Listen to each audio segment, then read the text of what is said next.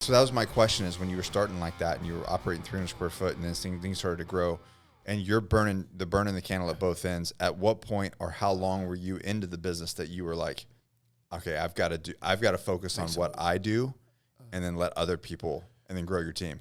So I'm going to go back. Just like what is the threshold that you make that decision? So I did it not consciously when I did it back then. I am a believer that a business owner should understand every department of their business. Yeah. So when you're growing, there's 3 ways to be really wealthy in life, being a business owner. Number 1, you start businesses from scratch, what me and my business partner do. You know, we've started all of our businesses from dead scratch. Number 2, you come in, you buy bad debt, and you grow it. Or number 3, you're a lucky sperm cell, and you are born into the operation. Neither of us are number 3. Yes, number 3. There's nothing wrong with number 3. Can't pick our parents. We said that before in the podcast. Yeah. Sometimes I have friends that have made amazing things happen. Yeah. But those are the 3 ways you run a business that you can figure out how to run a business successfully in your growth, right?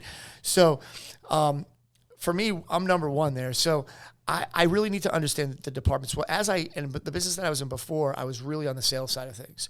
So what my thing was I want to remove right away all the things that don't make the wheels go round and round. What the real fundamental of the company is, which starts with what? Sales. Yeah, of course. So my first thing was to find a sales guy that could alleviate some pressure from me, and we could double down on the amount of patients coming through the door. And then from there, I brought in operations, really good operations. At this time, I'm still outsourcing a minute amount of marketing. As everyone knows, a lot of people know, I've only had Facebook social media for 3 years. Companies only had it for 4. And we've been around for 12. That's crazy. It's nuts. It's nuts. Yeah. And we did damn good without it. Right. We're doing really well with it. Yeah. Right. Yeah. So, once I was outsourcing, you know, now we have an attorney in-house, a CPA in-house, marketing in-house, HR in-house, bookkeeping in-house. You know, we have all the aspects pretty much in-house now, and we outsource some stuff, obviously. But it took a long time to get to the point to where, number 1, the company can afford it. And number 2, I'd stop white knuckling those opportunities to be controlling outsourced parties. And as soon as I kind of came off the gas, it took me a while because I'm a control freak, right? Yeah. I'm a business owner. And it's your baby. I'm a baby. Yeah. 20. Well, I mean, the business is your baby. That's the business is my baby, but I was a baby too at the time. It was 12 years ago. Yeah. You know, I was 28 years old. And oh God, actually I was 29, 30. And seems so young now, doesn't it? It does. Oh my gosh.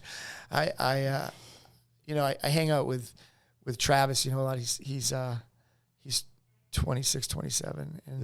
And he's super mature, like super dialed in, great kid. Fresh out of the Army. Good tendencies, good morals.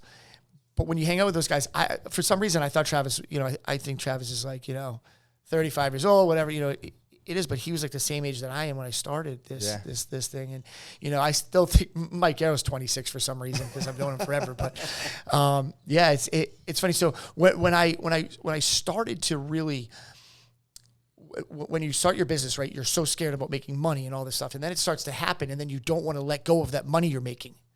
That's your biggest mistake. You have to reinvest. Like you have to do that. So for me, when I would take that next little baby step and the company would grow, I'd be like, okay, this is more tolerable. This is more tolerable. I'm going to do it again. I'm going to spend a little bit more this time. I'm going to bring this person in now.